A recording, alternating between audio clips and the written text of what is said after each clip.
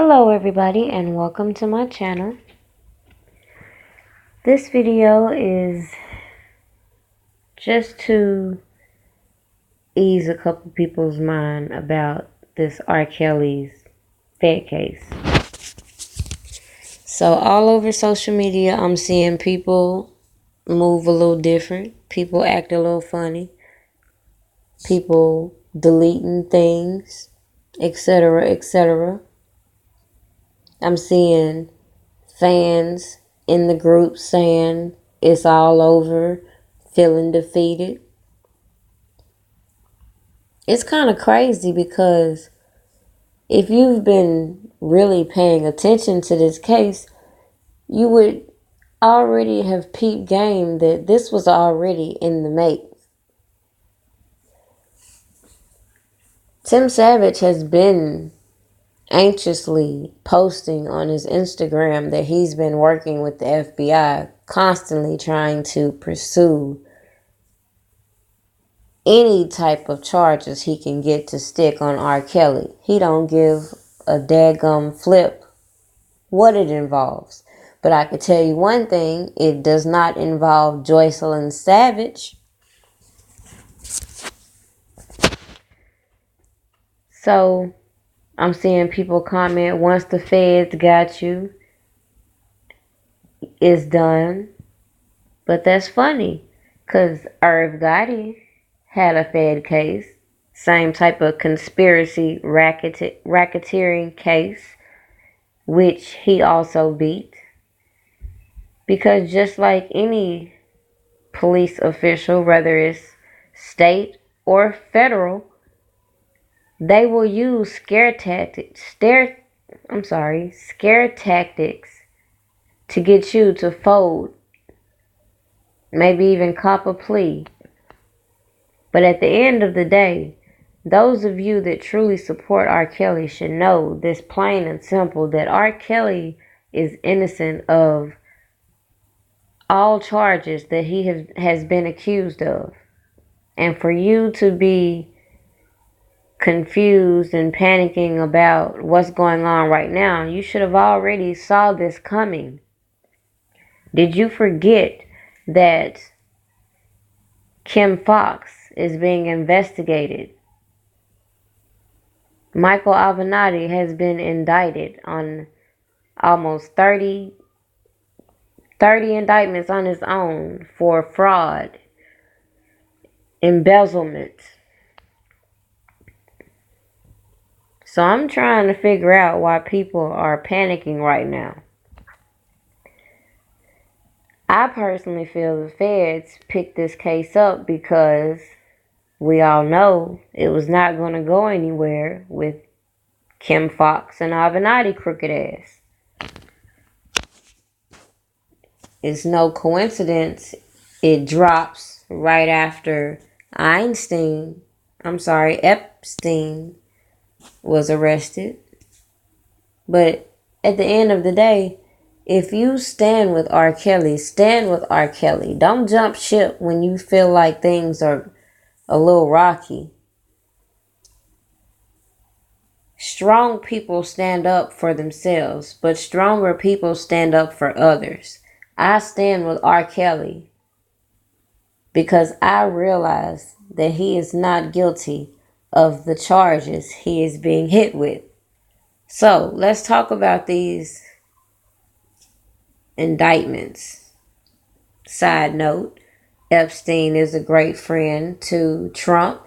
So right about now, they are all very well shaking to death, because when it all is said and done, the fall of Epstein is the fall of a lot of powerful men in the political field, in the White House. Look at this victim right here on Instagram. Look at this victim right here, turning on the surviving R. Kellys because they realized at this point they were used for a storyline. That is all. They want to charge R. Kelly with racketeering, which is shady business practicing. Meanwhile, they want to get their testimony statements from people who admit to stealing, that admit to committing crimes. Make this make sense. Crooked people. You got the girl who keeps wanting to keep saying, I was 16, and at the same time say, I lied about my age.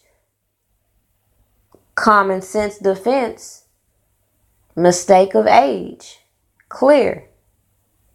You stalked this grown adult man with the intent to do just what you did. Come up off of his success.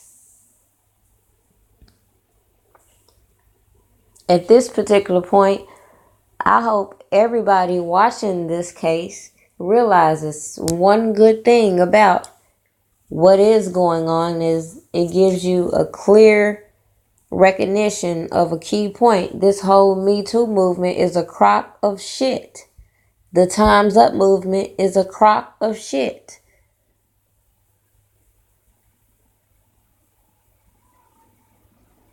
At this particular time, any woman could accuse any man without any evidence, and it'll be okay. But until it affects some of you, you won't say anything. That's what's sad.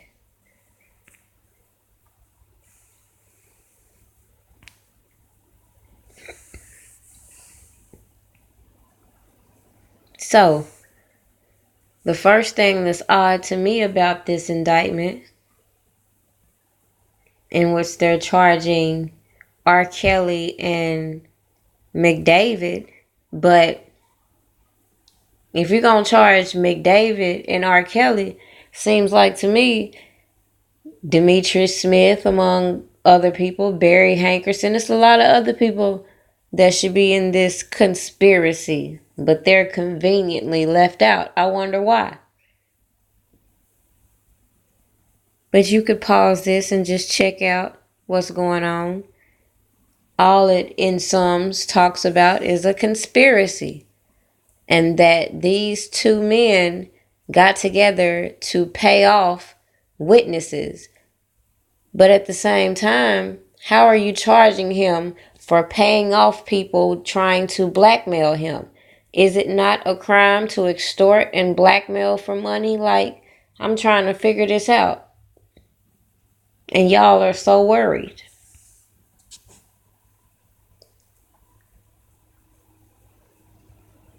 Most of the stuff in the indictment is just, again, reworded ways to charge this man for the same thing he was on trial for in 2008.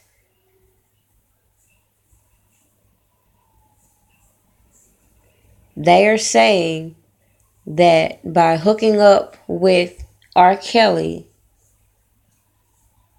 at a young age and him taking them to wherever they went across state lines, that is sex trafficking. That is what they're charging him with.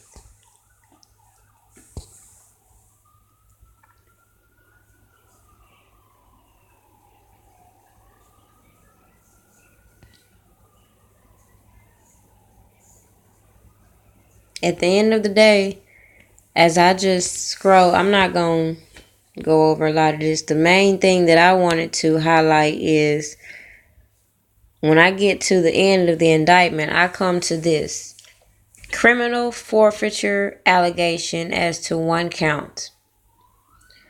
And what I get from this is, if R. Kelly is convicted on these allegations with no freaking proof, just pure conspiracy, if they get away with convicting this man, they will also get away with stealing this man's legacy, this man's music, this man's masters, this man's everything he has ever worked in life for.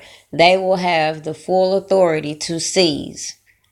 And if you want my personal opinion, that's what I feel this is all about.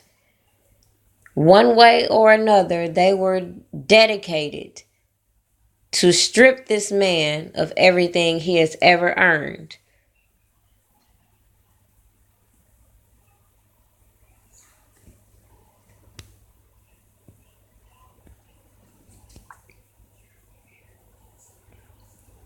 You got Kim Fox on Twitter talking about today's indictment by our federal law enforcement partners demonstrates the collaborative efforts of our criminal justice systems. My office was pleased to work together to secure these charges and will continue to work with our colleagues in pursuit of justice for all victims. Meanwhile, she made sure to go out of her way to get Jussie Smollett out of his predicament. Oh, wait, because he's part of the Time's Up predictive programming. That's right. And you forgot to tell the public about how you secretly met with Avenatti and how you both conspired on how to secure an indictment, not based on facts, but based on bullshit. And then you also forgot to tell your affiliations with Tina Chin, Time's Up co-founder, or whatever she does for them. You forgot to mention a lot of things. You forgot to mention your investigation. I hope you're just as elated when you announce what happens with that. What's crazy to me about this whole scenario is that even in this whole federal indictment, you have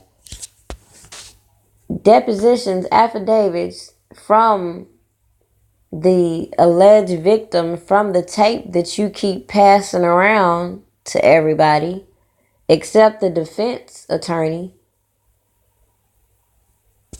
But the thing is, victims of sexual abuse have the right to be free from any media coverage.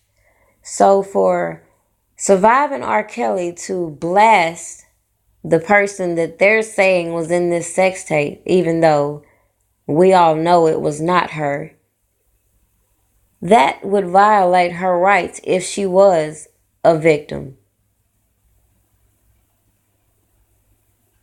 People are saying that she's going to testify. If she was going to testify, it wouldn't be for the prosecution. It would be for the defense. Sorry to tell you that this lady is living her best life, and sadly, she got once again blasted by her silly ass auntie. And she wonders why she was cut off from the family. She already had to live her life being accused as the P girl. Now, years and years later, she brings the shit right back up just for her moment in the spotlight.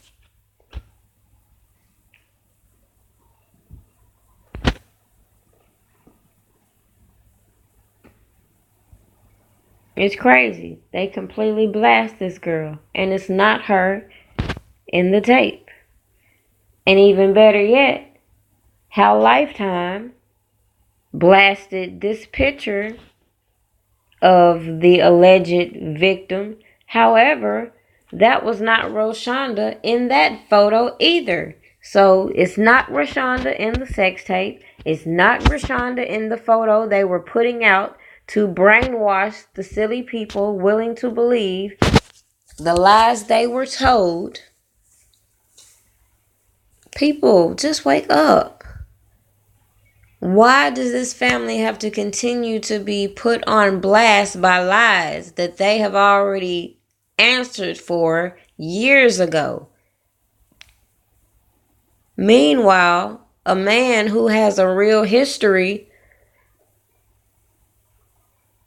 a real set of convictions behind him, has been hooking up with all these politicians, flying back and forth with all these underage girls. And they're just hoping nobody says anything. And coincidentally, Rashonda Landfair's mother shared this. But looks like to me, once again, they have tried to disappear from social media. And I don't blame them at this point for being blasted again.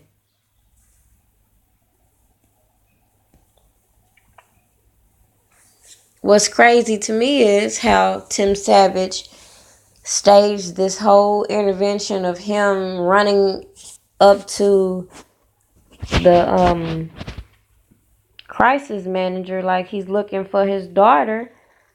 But at the same time, just a few days before, he was trying to promote his YouTube channel and his reality series.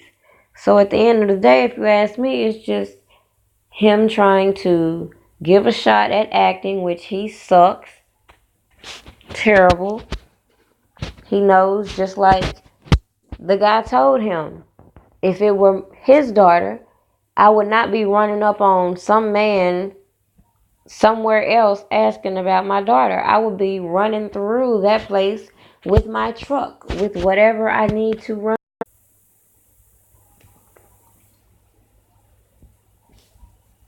It's no real secret who the people are in the sex tape, but people want to keep believing the false narrative. But the truth is, it was Lisa Van Allen and Adelina Prado, or however you say her name. Those are the two girls in the threesome. And they have known this since they did these articles back in 2009 after the case, in which one reporter says that her friend Adelina Prado, who may or may not have participated in threesomes with her and Kelly, and who may or may not have fielded a call from Van Allen. So basically, everybody has known the truth, but now they're trying to rehash the facts because some people aren't paying attention. Some people aren't paying attention to this shady ass attorney representing Lizette, Faith, this fake ass witness saying he stumbled upon a tape in his garage, which was a lie. And these two Baltimore women who are holding up a fucking picture of LL Cool J. And y'all are asking why the feds are picking up this case. Look at this fuck shit. This is what is coming from the state's case. The fourth victim, initials JP, was involved in incidents which occurred between May 1st, 2009 and January 31st, 2010. The grand jury returned an indictment, 3 counts of criminal sexual abuse based on the victim being under the age of 17 and Kelly being more than 5 years older than the victim.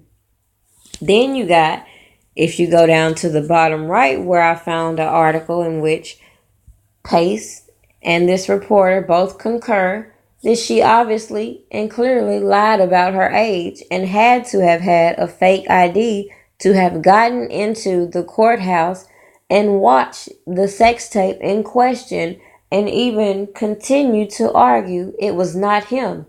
She saw the tape. She claims to have been in the house. So did you or did you not see the girl in the tape?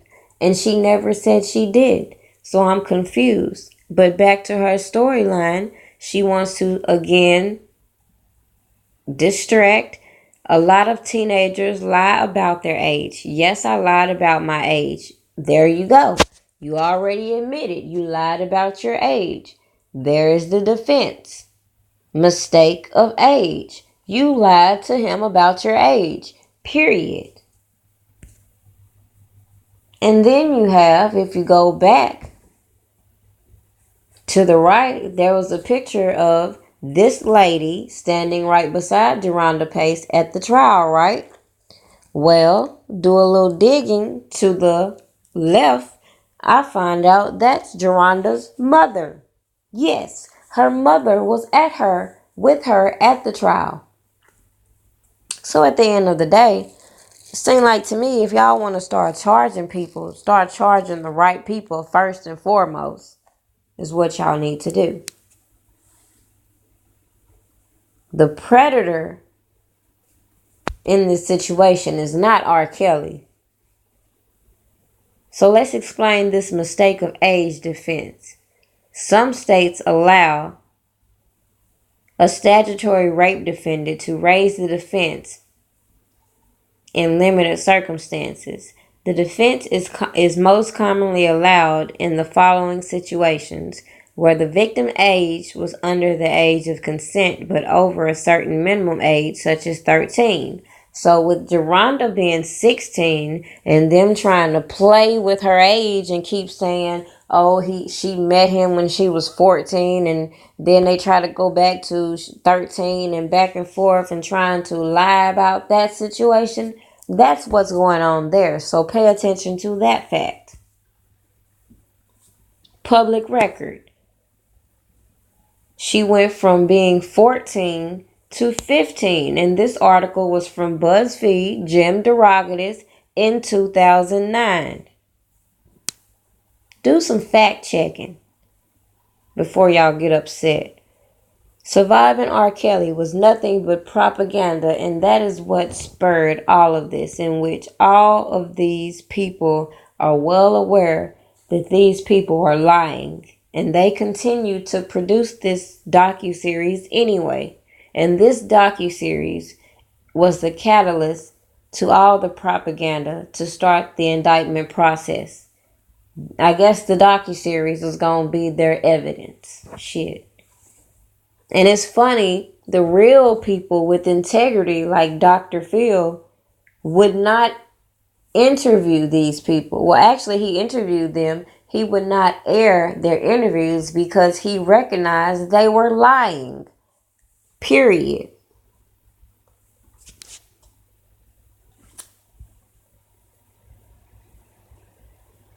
I'm confused at why Surviving R. Kelly had two writers, Nigel Bellis and Austral Finney. This is supposed to be stories from so-called victims. Why do you need two freaking writers? Starring Andrea Kelly, Tarana Burke, Sparkle, Kitty Jones, Wendy Williams. What the heck?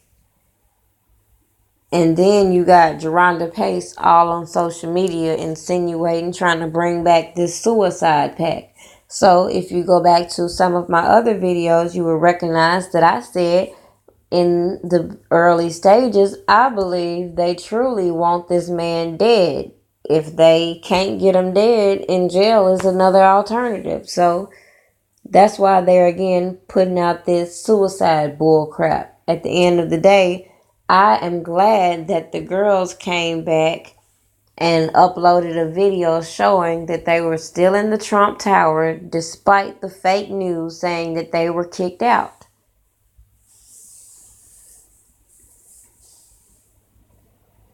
Another in MSNBC article, which you'll never hear talked about too often.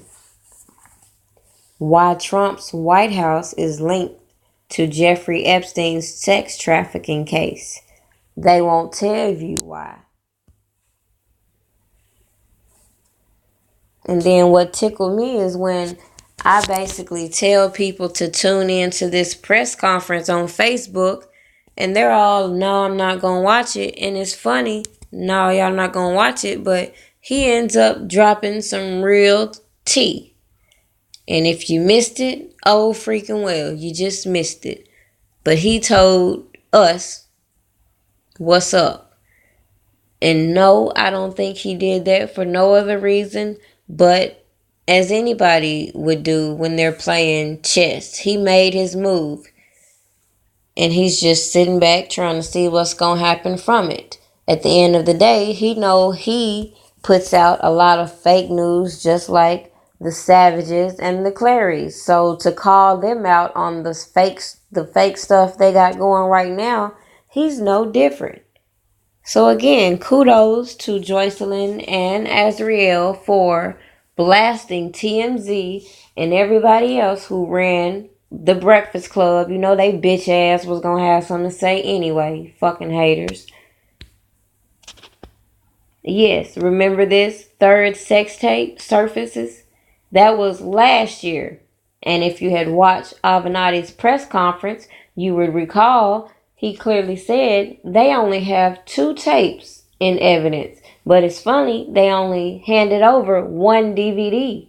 What's going on with that?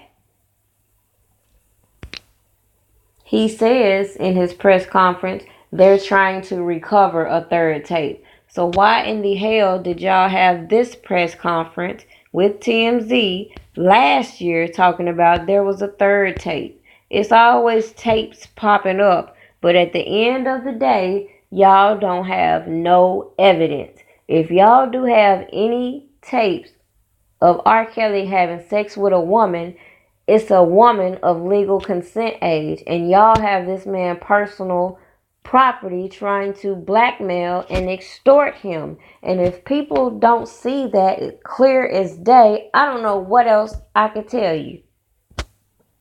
Alvanati called himself blasting this Gloria Allred chick about the tape she says she has. But again, who are you to call anybody out? Because look at all the fake ass evidence you have produced. All I could tell you is stay tuned because I have so much more to say, so many more people to point out, so much more to discuss and break down. Subscribe if you haven't already. Like. Continue to like. I know a lot of people just continuously say like, but that does help get this video in the viewership, you know. Support the channel. That's all I ask. I don't have a donation thing. If y'all want to, contribute, my Cash App is primadonnaent. But other than that, I'm not really finna set up no donation line. I appreciate the offers. I see the comments. And as far as everybody else, I do appreciate the support. I do appreciate everybody that is supporting R. Kelly. Stay tuned and have a great night. I have some more to come. Just wait.